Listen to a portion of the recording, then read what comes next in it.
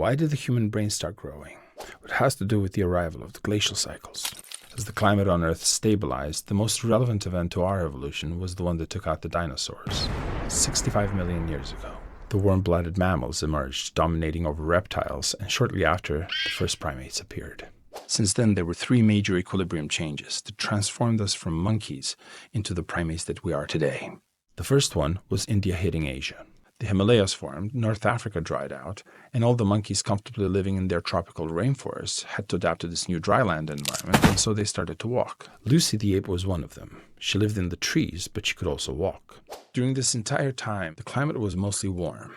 As the planet started cooling, the Antarctic formed about 30 million years ago and would not have affected life on Earth significantly. But when the Arctic formed, only 2.6 million years ago, which is very short for the lifespan of our planet, for the first time in a very long period of time, our planet had both ice caps.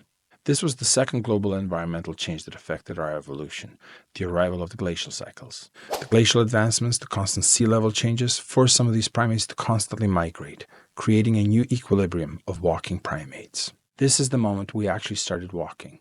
And even though these primates used tools and harnessed fire, we still would have perceived them as animals.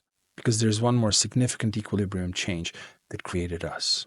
This new environment would have come from resistance to migrate, an environment that the primates themselves created. A home, a protected environment, which brought safety and comfortable living, but also a very confined area for a bunch of apes to live in. It forced them to develop higher cognitive and social skills, the growth of the neocortex. It's hard to say when, but this change occurred at least 500,000 years ago, because that's how old the oldest Neanderthal remains are. As they were in the same equilibrium as us, they also lived in homes. We have been living this comfortable lifestyle for a very long period of time. First came home, then came the brain.